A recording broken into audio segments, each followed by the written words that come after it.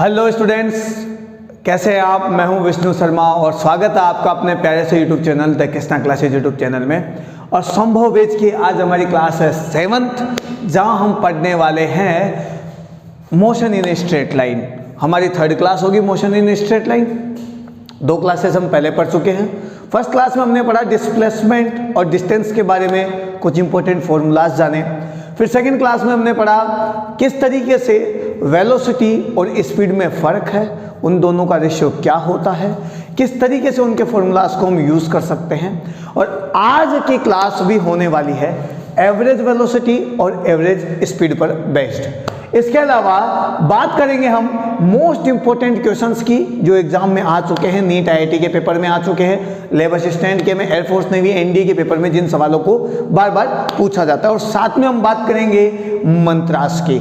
मंत्रास वो फॉर्मूले और वो कॉन्सेप्ट होते हैं जिनको एक बार यदि ढंग से समझ लिया जाए, जिनकी ताकत का अंदाजा इसी बात से लगाया जाता है कि किसी भी टाइप का सवाल आ जाए, यदि आपको मंत्र ढंग से आता है, आप सिद्ध पुरुष बन चुके हैं, तो चुटकी के अंदर सवाल सॉल्व कर देंगे, चाहे कितना भी कॉम्प्लिकेटेड टाइप सवाल क्यों ना आए।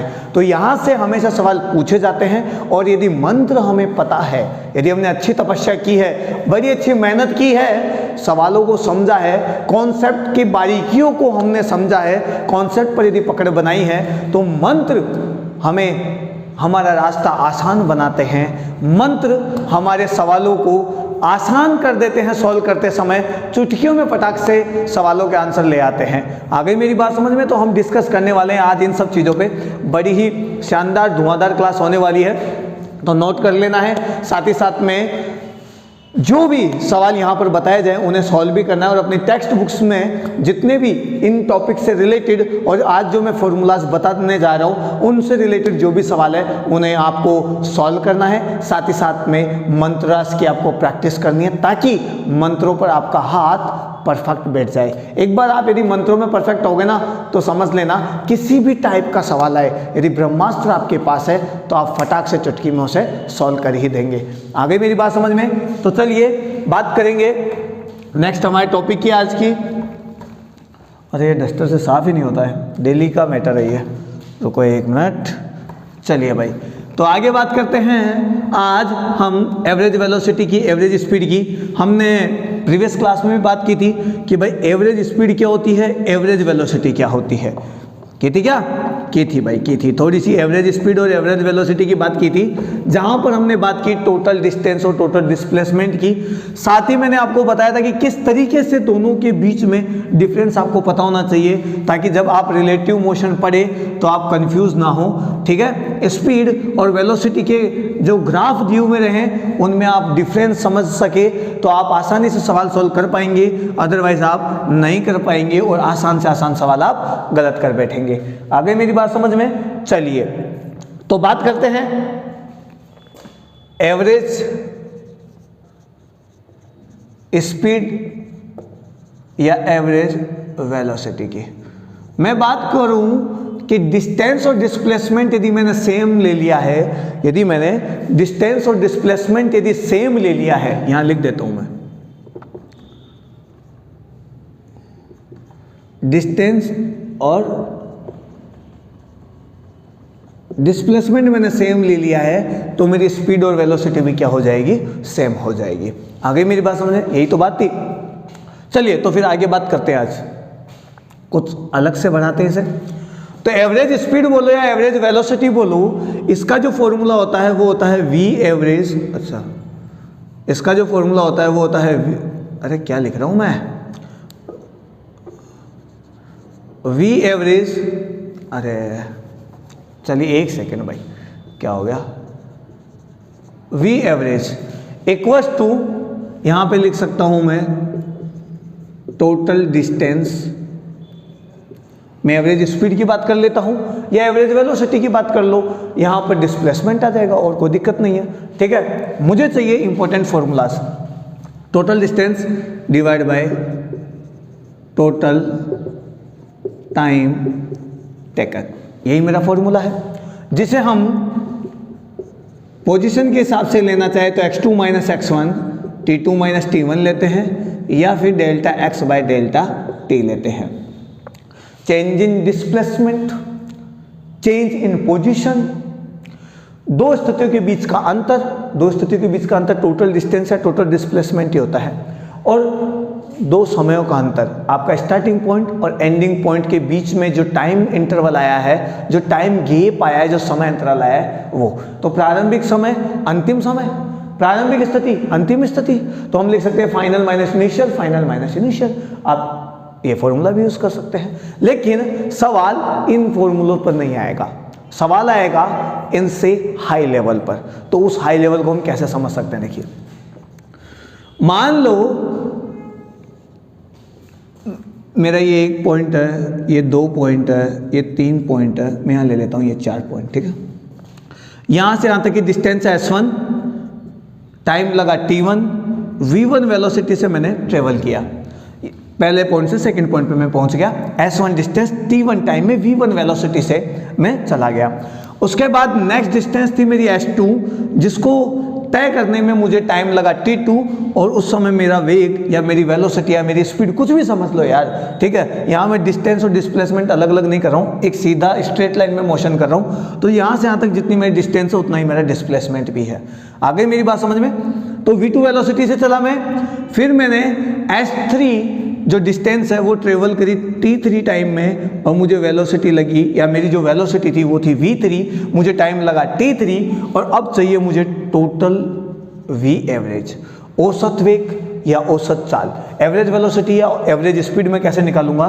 तो मैं निकालूंगा टोटल डिस्टेंस। यहाँ से टोटल डिस्टेंस देखो कितनी है, S1 plus S2 plus S3, आगे भी आपके पास है तो आप लिख सकते हैं, और टोटल टाइम आपके पास T1 plus T2 plus T3, ये लीजिए आपका ये V एवरेज का फॉर्मूला आ गया है।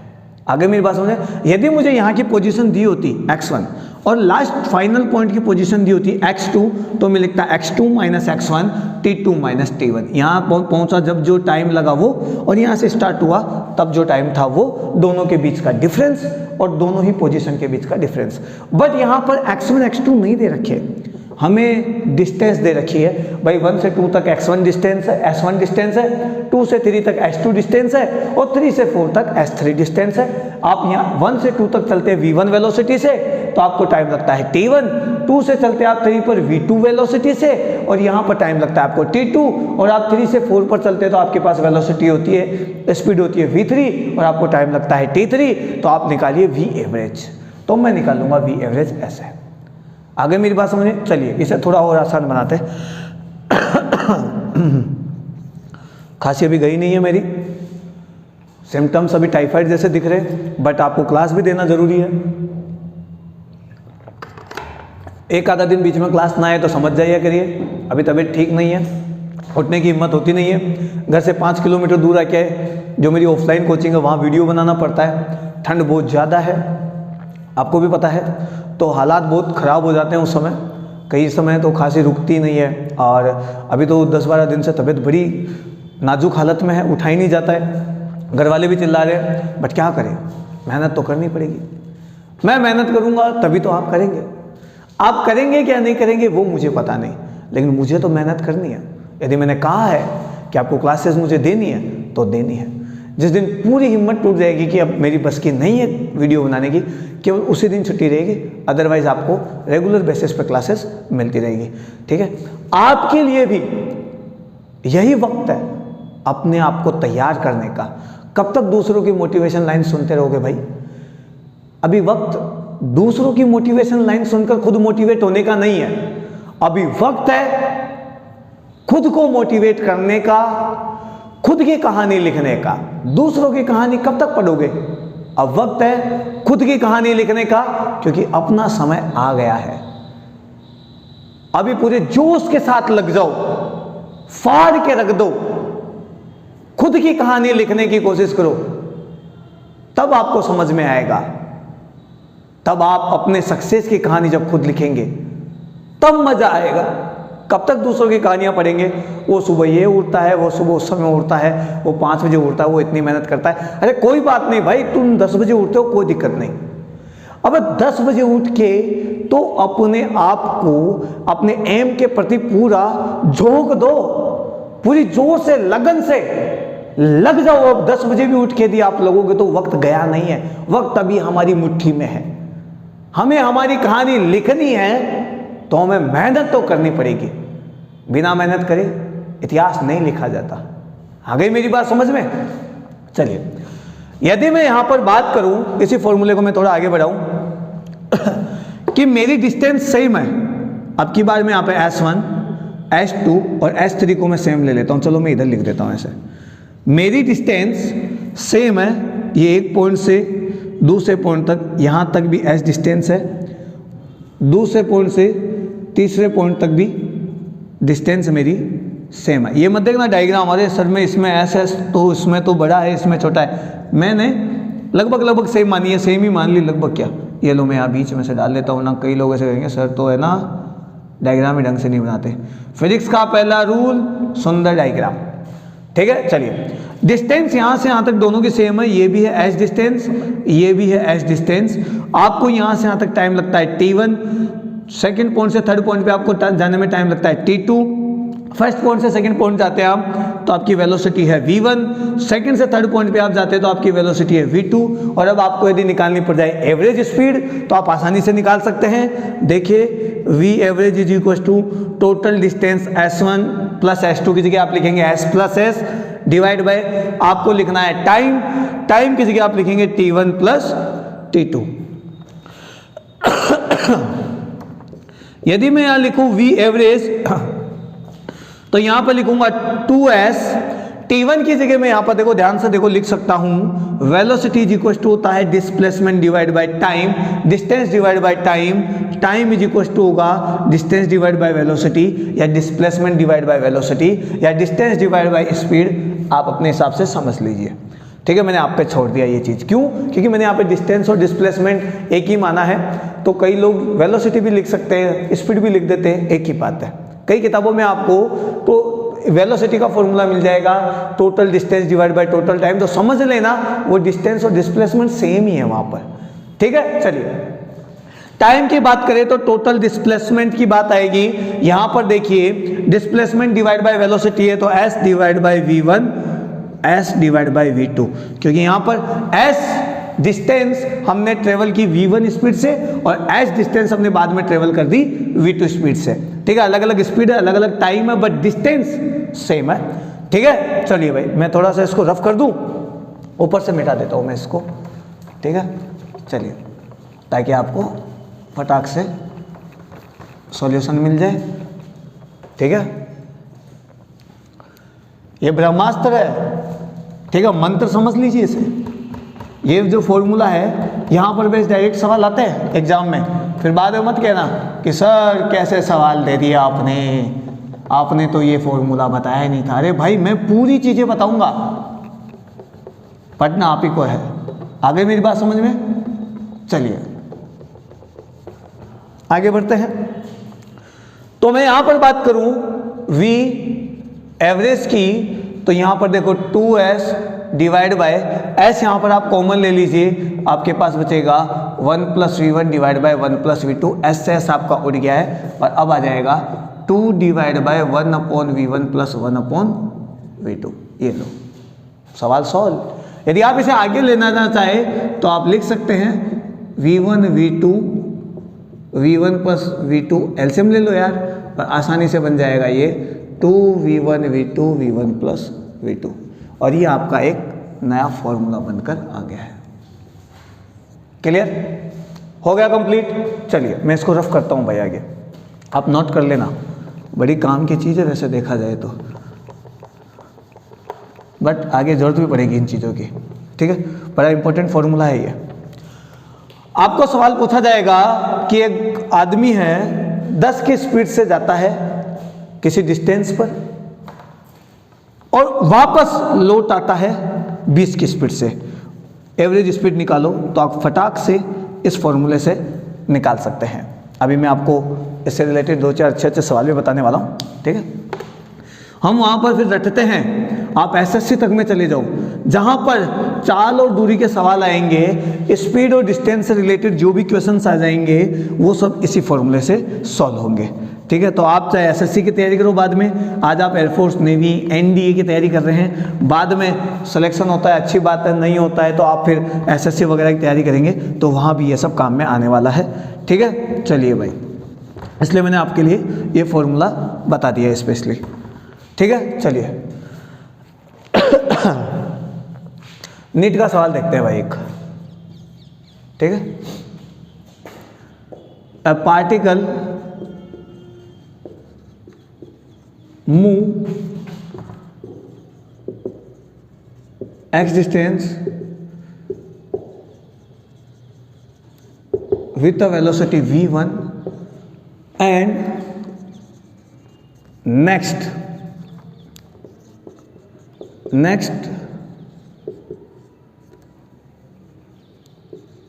another same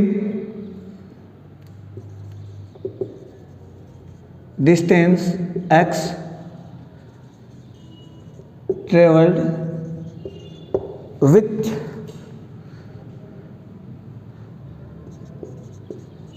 speed v2, find v average।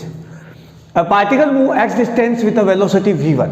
आपके पास एक डिस्टेंस है x, एक पार्टिकल x डिस्टेंस मूव करता है, यहाँ से यहाँ तक x डिस्टेंस है, ये मूव करता है ये v1 वेलोसिटी से। Then next another same distance, अगली सेम डिस्टेंस x, ये फिर ट्रेवल करता है v2 स्पीड से। आगे मेरी बात समझे, फाइंड v एवरेज, और आसानी से फॉर्मूला देख लो यहाँ पर v एवरेज का फॉर्मूला। आपके पास डिस्टेंस सेम है और वेलोसिटी अलग अलग है तो आप आसानी से लिख दीजिए कितनी डिस्टेंस है भाई, x प्लस x, और आपकी वेलोसिटी का फॉर्मूला नीचे डाल दीजिए। टाइम यहाँ पर आप लिख सकते हैं x upon v1 plus x upon v2। ठीक है, आप सॉल्व करेंगे। अब तो फिजिक्स खत्म हो गया, अब तो मैथमेटिक्स है, जो यहाँ पर है वही यहाँ पे आने वाला है, और डायरेक्ट आपका ऑप्शन आएगा 2 v1 v2 v1 plus v2। मैंने यहाँ पे s लिया है, इसने यहाँ पे x लिया है, और कोई दिक्कत नहीं, सेम सवाल आया हुआ है नीट 19 का, है ना आसान सवाल, एकदम आसान। फॉर्मूला याद है, फटाक से कर लोगे, नहीं याद है नहीं कर पाओगे। ठीक है, चलिए एक क्वेश्चन और देखते हैं भाई फटाक से। ये फटाक वाले ही तो सवाल फटाफट करने हैं अपन। ठीक है, चलिए फिर मैं आपको कुछ और भी बताने वाला हूँ, कुछ स्पेशल कुछ अलग। एक मिनट भाई, इसको रफ करने में बड़ा जोर आता है। पिछले 2-3 वीडियो में मैंने बोला भी है कि ठंड के टाइम पे जब मैं सुबह वीडियो बनाता हूँ कई बार, या लेट नाइट वीडियो बनाता हूँ, तो इंक इस पर चिपक जाती है। बाकी सारे दिन ऑफलाइन वीडियो में एकदम शानदार तरीके से ये काम करता है। मुझे समझ में नहीं आ रहा है ऐसा हो क्यों रहा है। जितने भी रूम्स के बोर्ड्स हैं वो सारी इस तरीके से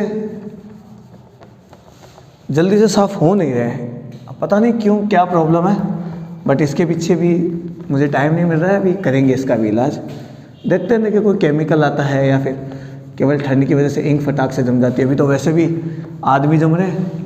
मैंने यहाँ सुबह भी 10 बजे तक तो इतनी धुंध थी कि मुझे आई थिंक 3 या 4 मीटर से ज़्यादा तो कुछ दिख ही नहीं रहा था। एकदम धीरे धीरे बाइक चला गया है ठंड में, कांपते कांपते। घर वाले चिल्ला रहे थे ज़रूरी थोड़ी है क्लास लेना, लेकिन ज़रूरी है क्योंकि सर्दियाँ आती रहेगी, गर्मियाँ जाती रहेगी, बरसात आता रहेगा, बसंत जाती रहेगी, बट हमारा लक्ष्य यदि निकल गया हमारे हाथों से तो हम पूरी ज़िंदगी भर खाली हाथ रह जाएंगे। तो हमारे लक्ष्य को हमारे हाथों से नहीं निकलने देना है, और उसके लिए हमें मेहनत करनी ही पड़ेगी। आ गई मेरी बात समझे? नहीं तो कुछ नहीं होने वाला। ठीक है, चलिए भाई एक सवाल और करते हैं। ठीक है, a bus travels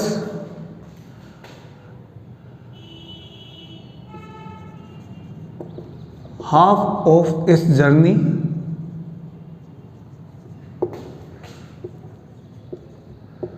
with speed 30 km/h.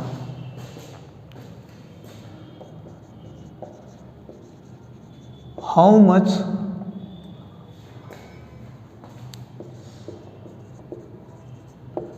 speed the bus must have for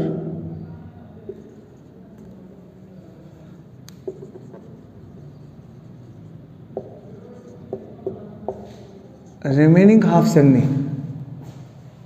How much speed the bus must have for the remaining half journey so as the V average equals to 40 kilometre per hour. 40 kilometre per hour.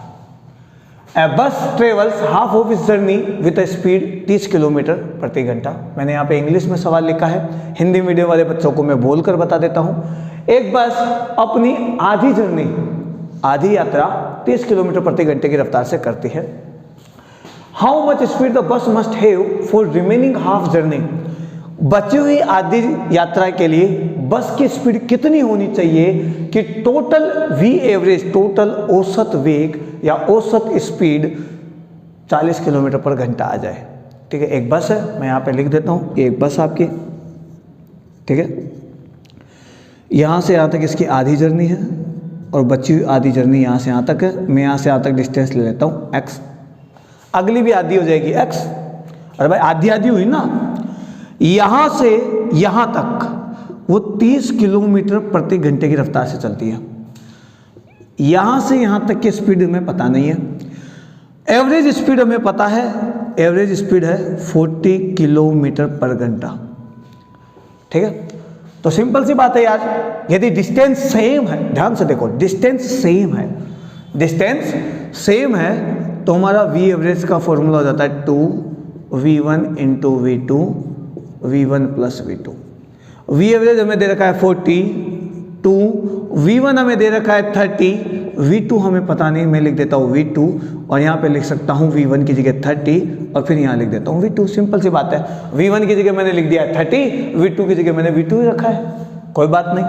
इसको उठा के मैं इधर ले आता हूँ तो 30 plus v2 बन जाएगा और नीचे आ जाएगा 2 इंटू 30 इंटू v2 डिवाइड, नीचे आ जाएगा 40. समझ गए? इसको मैं इधर ले गया, इसको मैं इधर ले आया, ये उड़ा दिया मैंने. सिंपल सी बात है, 2 से कट गया ना यार.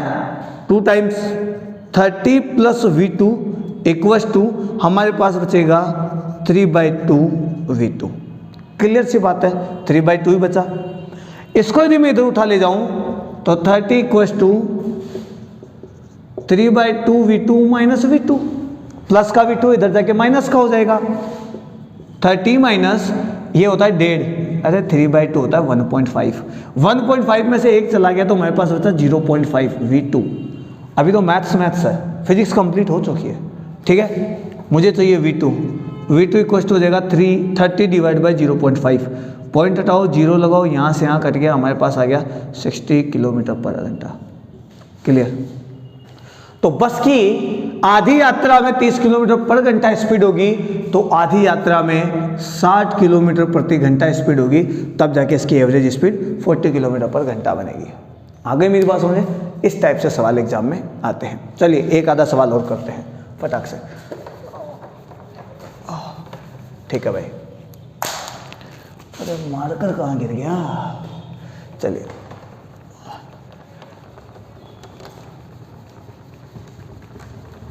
हो जा भाई, हो जा सवाल.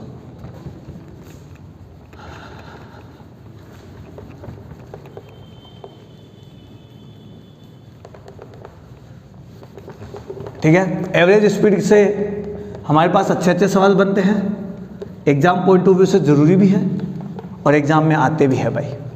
ठीक है, चलिए मैं आपको 2 अच्छे फार्मूलाज और बता रहा हूँ. मैंने आपको नीट का सवाल बता दिया, एक आईआईटी का सवाल बता दिया, आईआईटी मेंस में. ठीक है, ये पहले जो एआईपीएमटी चलता था उसमें आया हुआ सवाल है, अच्छा सवाल है. ठीक है, चलिए एक सवाल और मैं आपको बता देता हूँ, इससे रिलेटेड है. ठीक है, बस, लेकिन मैं सवाल लिखाऊंगा नहीं. ठीक है, आप उसे अपनी लैंग्वेज में लिख लीजिएगा, मैं आपको केवल सवाल बोल के बताऊंगा. ठीक है, चलिए भाई आगे बात कर ही लेते हो। देखिए हमारे पास एक बस है, चलो एक बर्ड मान लेते हैं, एक चिड़िया है, चिड़िया, ये हमारे पास एक चिड़िया है, ठीक है, बर्ड है हमारे पास। इसने अपनी जर्नी का 1/3, अपनी जर्नी का 1/3 यानी पूरी जर्नी को मैं 3 हिस्सों में बांट देता हूँ। ये इसका फाइनल पॉइंट और ये इसका इनिशियल पॉइंट है, शुरुआती स्थिति और अंतिम स्थिति। जो टोटल डिस्टेंस है, जो टोटल दूरी है, इसने 3 हिस्सों में बांटी है। फर्स्ट 1/3 पार्ट, फर्स्ट 1/3 पार्ट इसने u स्पीड से उड़ान भरी। फिर उसके बाद में अगले में इसने v स्पीड रखी अपनी, और उसके अगले में इसने uv/z में लिख देता हूं, इसने uv/z स्पीड से ट्रेवल किया, uv/w लिख देता हूँ यार, z क्या, ABCD भी अच्छी चल जाएगी, ये लो। तो टोटल जर्नी का 1/3 पार्ट इसने u स्पीड से ट्रेवल किया, अगला 1/3 पार्ट इसने v स्पीड से ट्रेवल किया, और उसके अगला 1/3 पार्ट इसने w स्पीड से ट्रेवल किया। हमें चाहिए v एवरेज, हमें चाहिए v एवरेज। v एवरेज के लिए हम बात करेंगे टोटल डिस्टेंस के, total distance divide by total time taken. इस डिस्टेंस इसने कहीं देर नहीं रखी, मैं अपने हिसाब से मान लेता हूँ। भाई साहब इसने ट्रेवल किया 1 किलोमीटर ले लेता हूँ, ज़्यादा आसान रहेगा। तो टोटल डिस्टेंस हो गई 3, आप x लेना चाहे तो 3x लिखेंगे, x कट जाएगा बाद में जाके, बात वही आएगी, ठीक है। टोटल टाइम की बात करें, टाइम इज इक्वल टू होता है distance divide by velocity. Distance है 1 किलोमीटर, वेलोसिटी हमारे पास है u, फिर है 1 किलोमीटर, अगेन आपके पास में वेलोसिटी है v, और नेक्स्ट थर्ड पार्ट की बात करें तो 1/w। भाई इसका टाइम है t1, इसका टाइम है t2, इसका टाइम है t3। t1 टाइम का फॉर्मूला हो जाएगा 1/v, t2 का फॉर्मूला हो जाएगा 1/u, t1 का फॉर्मूला, t2 का 1/v हो जाएगा और t3 का 1/w हो जाएगा, ठीक है। चलिए सॉल्व पे लग जाइए। 3 एलसीएम ले लीजिए, u और v/w, u से u कट गया, हमारे पास बचा v/w, v से कट गया तो u/w, और हमारे पास w कट गया तो बचा u एंड v, ठीक है। और अब आपके पास वैल्यू आ जाएगी 3uv/w divide by v/w plus u/w plus uv। ये लीजिए भाई, ये इसकी एवरेज स्पीड आ गई। आसान है। तो फॉर्मूला आपको पता होना चाहिए, लगाना आना चाहिए। 2 सक्सेसिव डिस्टेंस के लिए मैंने आपको फॉर्मूला बता दिया है, आपके लिए काम की चीज़ है, ठीक है, ध्यान रखिएगा। चलो एक छोटी सी चीज़ मैं और आपको यहाँ पे बता देता हूँ, वरना फिर आप कहेंगे कि सर ये क्या हुआ।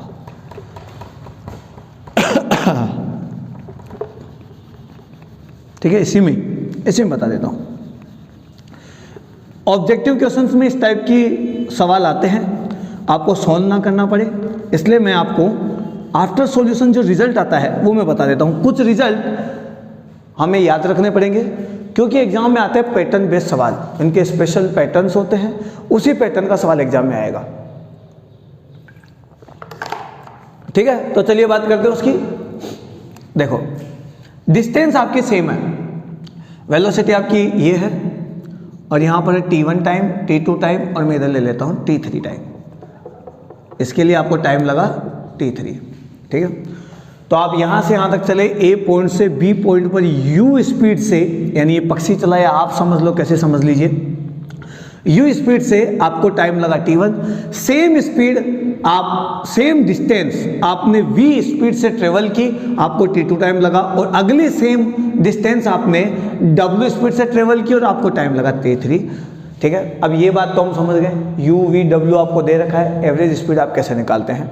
लेकिन इन टाइम के बीच का जो रिलेशन है वो होता है 1/t1 minus 1/t2 plus 1/t3 equals to 3t1 plus t2 plus t3। ये आप ध्यान रखना भाई, एग्जाम में आया हुआ सवाल बता रहा हूँ मैं आपको। आपको 3 अलग अलग वेलोसिटी दे दी, जबकि डिस्टेंस आपको सेम दे रखी है और टाइम आपका अलग अलग है, तो टाइम के बीच का रिलेशन होगा 1/t1 minus 1/t2 plus 1/t3 equal to 3 divide by t1 plus t2 plus t3। और ये हमारा है मंत्र, डायरेक्ट आपको ऑप्शन में मिलेगा और फटाक से आपको टिक मारना है और आगे बढ़ जाना है। अब आप इसे सॉल्व करेंगे तो आपको बहुत लंबा प्रोसेस अपनाना पड़ेगा और फिर आपके लास्ट में आंसर आएंगे, उसकी कोई गारंटी नहीं है। यदि आप जरा सा कंफ्यूज हो गए तो सवाल खराब, तो खराब नहीं करना है, डायरेक्ट ऑप्शन देखना है, टिक मारना है, चुटकी बजाते ही आगे निकल लेना है। आगे मेरी बात समझ में? चलिए याद रहेगा, इसे नोट कर लीजिए भाई, मंत्र है मंत्र, मंत्र डायरेक्ट लगाओ सॉल्यूशन पाओ, ठीक है। यदि आपने कॉन्सेप्ट ऑफ मंत्र याद कर डाला तो लाइफ हो गई झिंगा लाला। आगे मेरी बात समझे? याद रहेगा? चलिए भाई, ठीक है। बाज सी नजर रखो भाई, बाज सी नजर, क्योंकि एग्जाम में वही काम आएगा, ठीक है। दिमाग खोल के रखो, सवाल इतने टफ नहीं आते जितना हमारा दिमाग उन्हें देख के घूम जाता है, ठीक है। तो घुमाना नहीं है, दिमाग को सही ठिकाने रखना है, ठीक है। चलिए भाई, एवरेज स्पीड से एक चीज और बात करते हैं।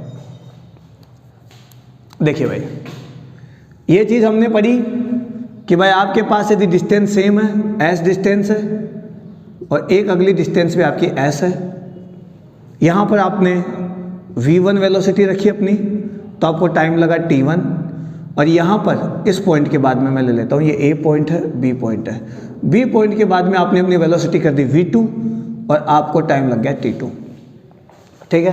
तो आपका v एवरेज का जो फॉर्मूला है वो आया 2v1 v2 v1 plus v2। भाई साहब यही तो आया था, ठीक है। आया कहां से? यहां से आया,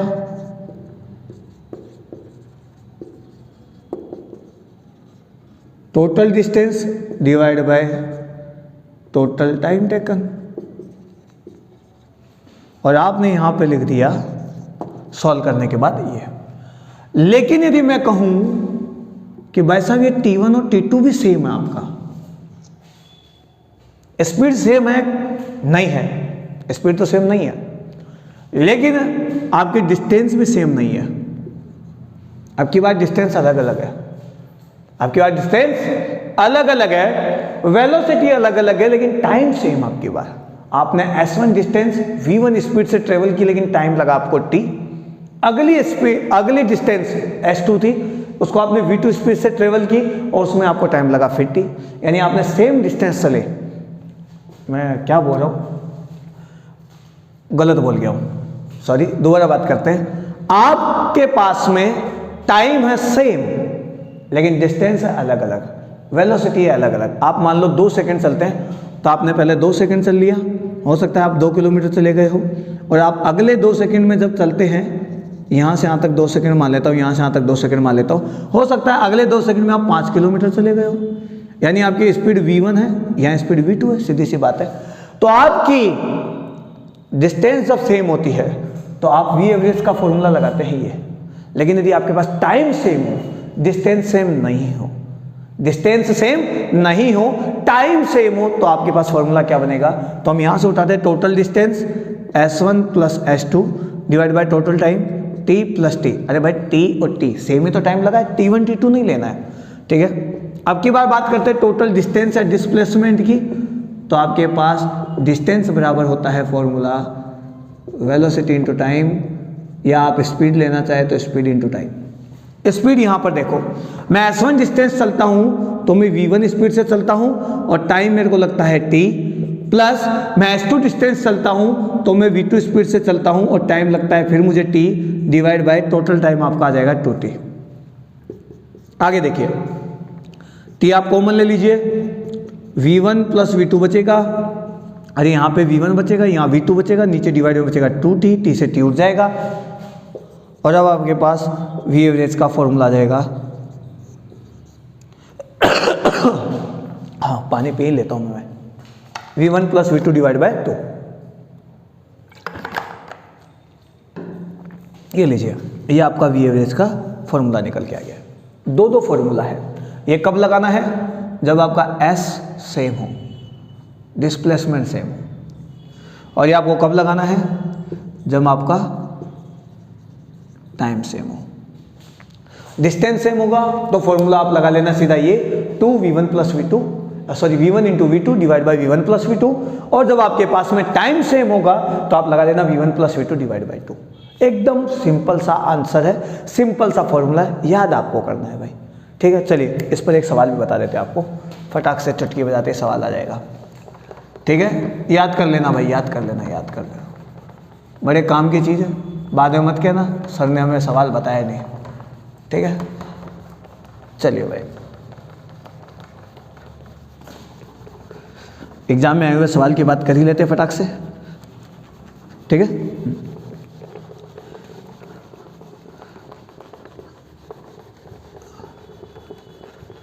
चलिए भाई,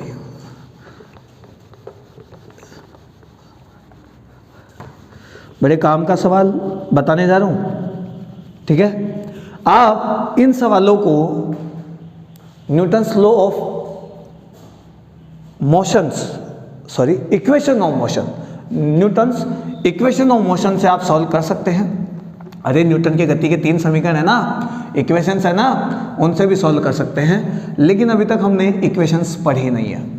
ठीक है, इसलिए मैंने इक्वेशंस को यहाँ पर नहीं डाला है, डायरेक्ट फॉर्मूला बेस्ड क्वेश्चंस बता रहा हूँ, क्योंकि एग्जाम में जब आए तो आपको ज़्यादा टेंशन ना करनी पड़े, फटाक से ऑप्शन देखे और फटाक से अपना आंसर दे और नेक्स्ट क्वेश्चन पर मूव कर जाए, ताकि टाइम भी बचे, कॉन्फिडेंस भी बढ़े और पेपर भी अच्छा हो जाए। आगे मेरी बात समझे, इसलिए फिर मैंने आपको यहाँ पर मंत्र दी है। ठीक है, चलिए एक सवाल देखते हैं। AIPMT का सवाल है, आई थिंक 2008 के आसपास का होगा, पता नहीं, चलो जो भी है ले लेते हैं। 2 पॉइंट आपका A एंड B और दोनों के बीच की डिस्टेंस है 135 मीटर, 135 मीटर। ठीक है, जब आप यहाँ से एंट्री मारते A पॉइंट पर तो आपकी स्पीड थी 10 मीटर पर सेकेंड और लास्ट तक पहुँचते पहुँचते आपकी स्पीड हो गई 20 मीटर पर सेकेंड। ठीक है, A आपका कांस्टेंट है, फिलहाल हमने यहाँ पे A की बात नहीं की है, इसलिए मैंने सिंपल सा सवाल ले लिया। A यहाँ पर आपका कांस्टेंट है, मुझे चाहिए टाइम, यहाँ से यहाँ तक मुझे टाइम कितना लगा। ठीक है, चलिए यदि मैं टोटल डिस्प्लेसमेंट की बात करूँ या डिस्टेंस की बात करूँ तो मेरा फॉर्मूला हो जाना चाहिए था V एवरेज इंटू टाइम। अरे वेलोसिटी इंटू टाइम ही तो होगा डिस्प्लेसमेंट, लेकिन यहाँ पर तो दो वेलोसिटी है, तो मैंने लिया V average into time. Displacement मेरा है 135। V एवरेज कहाँ से लूँ मैं? तो V एवरेज मैंने अभी लिया, यहाँ से लूँगा ना, U प्लस V, या मैं से ले लेता हूँ, आप भी याद रखेंगे, अभी अभी फॉर्मूला याद किया, V1 plus V2 divide by 2। तो यहाँ पर V1 मेरा है 10 मीटर पर सेकेंड, V2 मेरे पास है 20 मीटर पर सेकेंड डिवाइड में 2 इंटू टाइम t, और मेरे पास आएगा 135 equals to 30 divide by 2 into t. 15 से काट दीजिए, 15 नाम 135 होते हैं, 15 दूना 30 होते हैं, 2 से 2 कट गया, आपके पास 9 इक्वस टू टी आ गया, यानी t इक्वस टू 9 सेकेंड आ गया। आप चाहो तो यहाँ पर a निकाल कर भी सॉल्व कर सकते हैं। हमारी इक्वेशन होती है v² बराबर u² प्लस 2as करके, फिर a निकालो फिर t निकालो, ऐसे करके आपके पास आंसर निकल कर आएगा। लेकिन उससे पहले आपको पहले a निकालना पड़ेगा और उसके बाद में आपको t निकालना पड़ेगा, और ये थोड़ा लेंदी बन जाएगा, ये थोड़ा बड़ा बन जाएगा, फिर लंबा खिंच जाएगा और आप हो जाओगे कन्फ्यूज। तो हम कहने का मतलब ये है कि हम चाहकर भी नहीं सॉल्व कर पाएंगे यदि हमारे कॉन्सेप्ट क्लियर नहीं है। तो यदि कॉन्सेप्ट क्लियर है तो लंबा रास्ता अपनाने के बजाय ये रास्ते भी हमारे काम के हैं, फटाक से आंसर देते हैं, ताकि हमारे लिए क्वेश्चंस भी आसान बने, सॉल्यूशन आसान बने और कंफ्यूजन ना हो। फ़ोन आ गया, 1 मिनट मैं इसको हटा देता हूँ।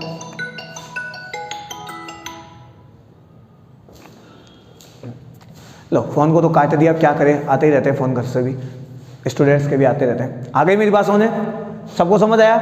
तो दिक्कत यह है कि आप पढ़ेंगे या नहीं पढ़ेंगे, पढ़ेंगे, रिवाइज करेंगे फटाक से आंसर लगाना सीख जाएंगे, मंत्रों पे आपके हाथ परफेक्ट बैठ जाएंगे, कॉन्सेप्ट आपके क्लियर हो जाएंगे। लेकिन यदि आप ढंग से नहीं पढ़ेंगे, यदि मेहनत नहीं करेंगे, तो फिर कोई कुछ नहीं कर सकता।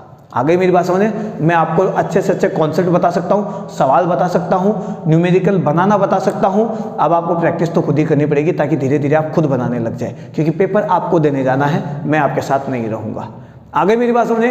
तो यदि आपको वीडियो अच्छा लगे, मज़ा आया है, आज आपने कुछ सीखा है, लगा है, और जब आप अपने टेक्स्ट बुक से सवाल करते हो, सवाल बनने लग जाते हैं, कॉन्फिडेंस हाई हो जाता है, तो वीडियो को लाइक कर देना, शेयर कर देना और सब्सक्राइब करना मत भूलना। आगे मेरी बात समझ में? चलिए भाई, मिलते हैं, आज्ञा दीजिए। नेक्स्ट क्लास में लाने वाला हूँ धमाकेदार क्वेश्चंस, धमाकेदार कॉन्सेप्ट, जहाँ हम बात करेंगे इंस्टेंटेनियस वेलोसिटी की, तात्क्षणिक वेग की, साथ में एक्सीलरेशन की और इंस्टेंटेनियस एक्सीलरेशन की। ठीक है, बड़े काम की चीज़ होने वाली है, धूम मचने वाली है। नेक्स्ट क्लास में मोस्ट इंपॉर्टेंट क्वेश्चंस मैं लाने वाला हूं, और उन क्वेश्चंस के बारे में हम बात करने वाले हैं जिन्हें हम देखते ही डर जाते हैं, और लगभग इस टाइप के सवाल हमेशा एग्जाम में पूछे जाते हैं। तो आज के बाद डरना बंद, रटना बंद, डरना बंद। आज के बाद तोड़ेंगे, मोड़ेंगे, फोड़ेंगे और पूरा निचोड़ निकाल के सवाल बना के छोड़ेंगे।